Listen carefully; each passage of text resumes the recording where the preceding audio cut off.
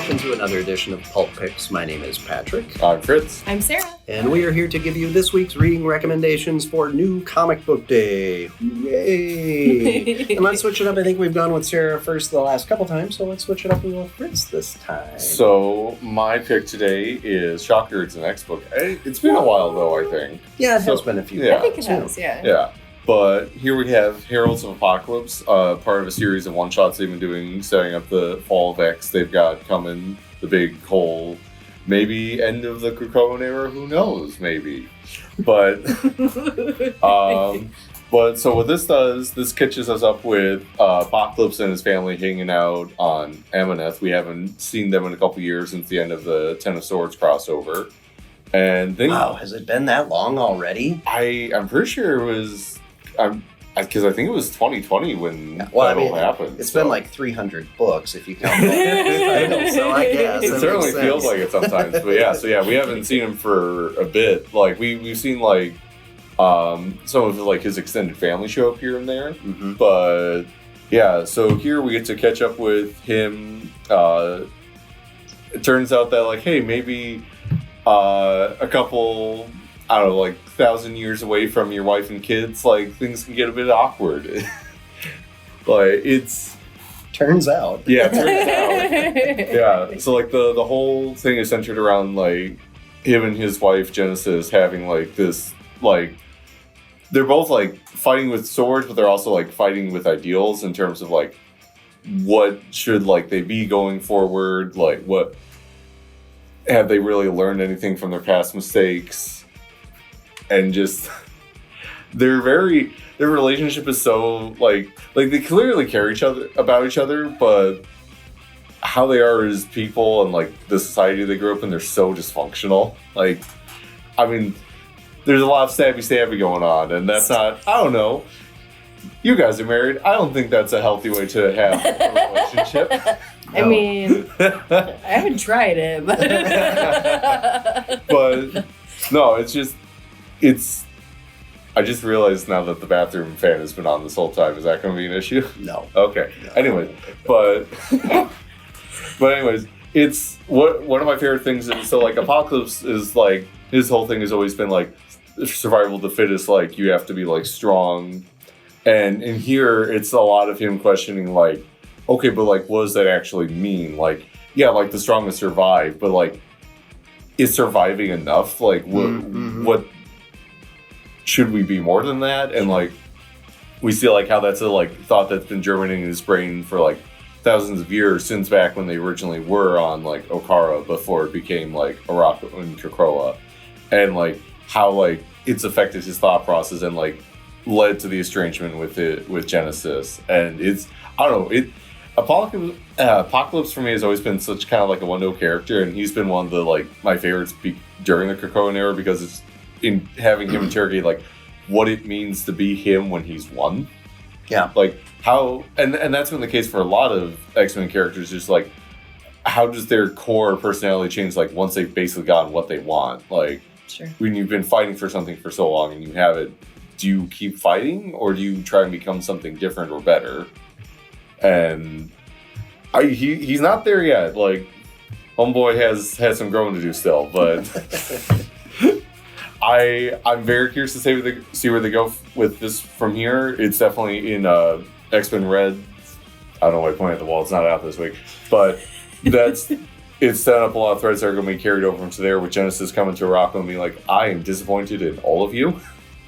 And okay. It'll be interesting to see how that plays out on there. But no, I mean, it's like a one-shot Apocalypse-focused issue. It's great as like set up for Fall of X. It's great as something for X-Men Red. It's great. It's just great. Read it. If you have any inkling of liking X-Men, yeah, if you like X-Men anything, or just like dealing with weird like warrior societies, like it's a good read. But speaking of good reads, Sarah, over to you. So this week I picked Batman: The Brave and the Bold #2. I did pick #1 a month ago or whatever when it came out, which should tell you it continues to be a really good book. I'm particularly drawn to the first story, which is by Tom King. which is just, again, it's like a telling of the first appearance, essentially, of Joker.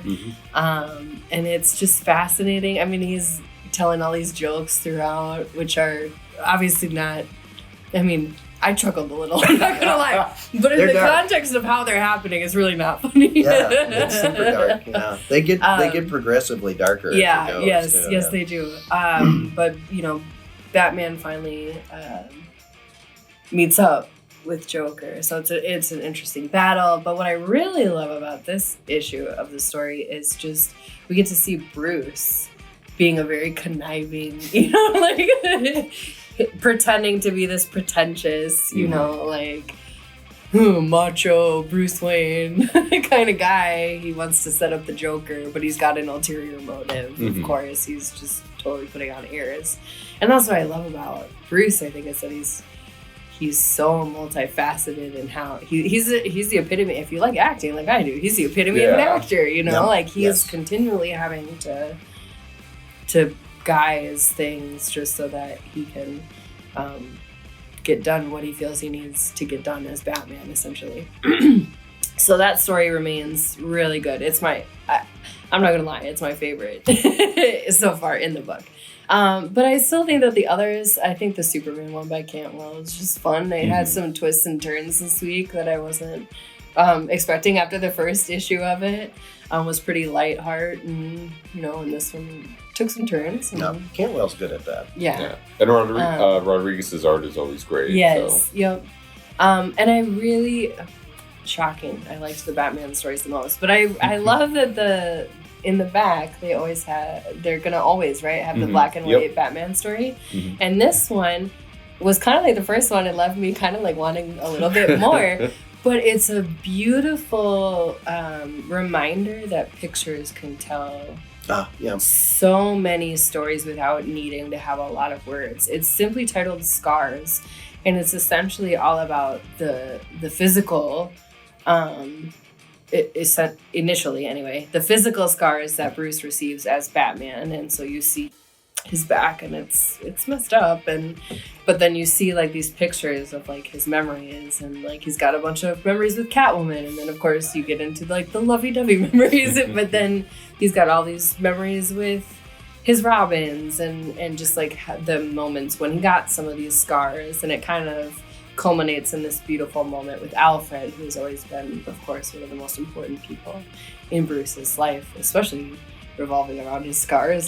How many of those scars? Exactly. How many of those scars was he patching up for him? Yeah.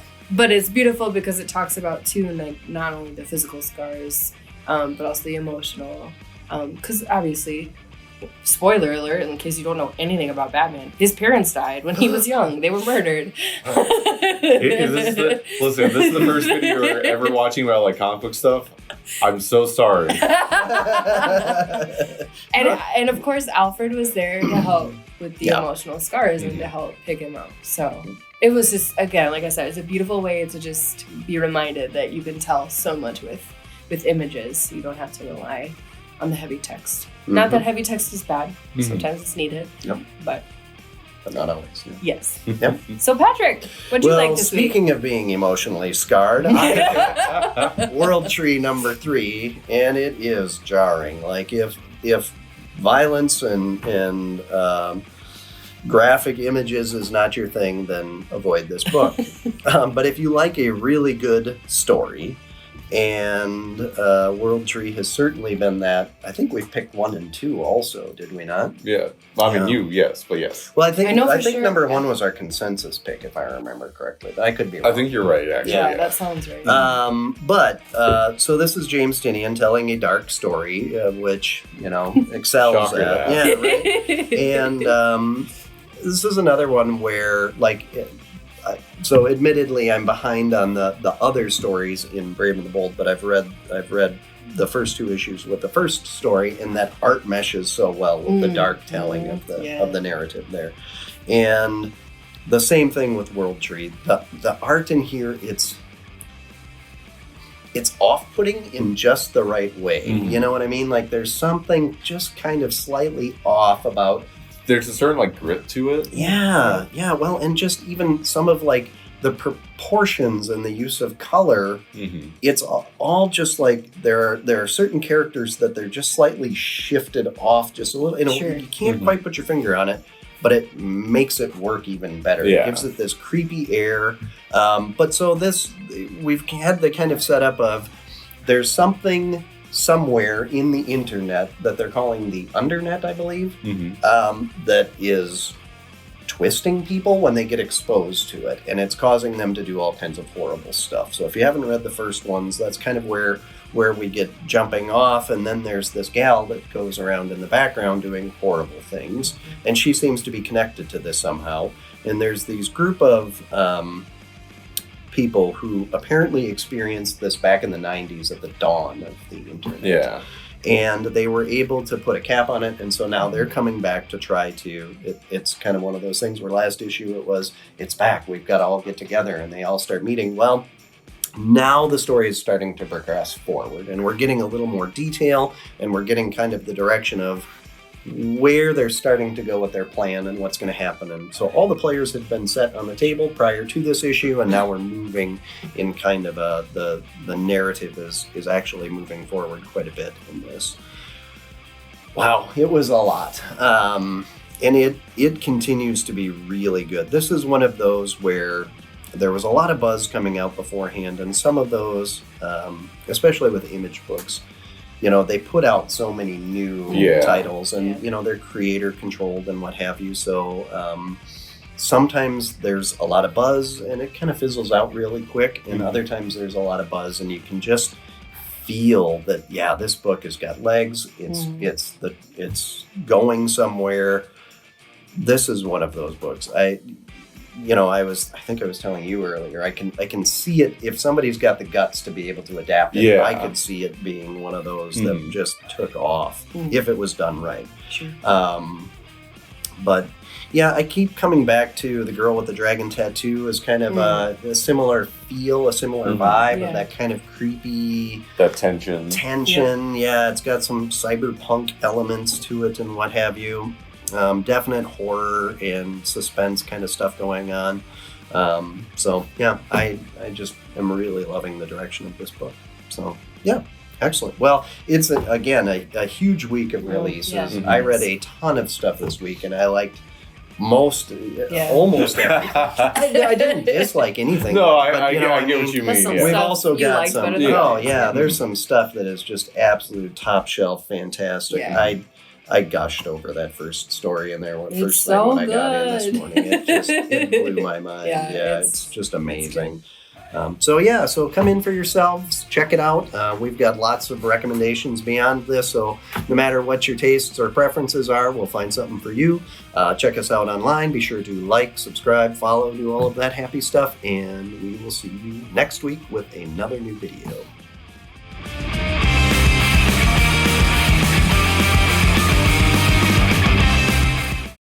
I forgot I've got to shake my hair for the camera. There we go. Happy now? Don't do that sound though. The funny thing is I wasn't playing on it, just in my hand. I guess it's just a noise I can make now. Not sure what if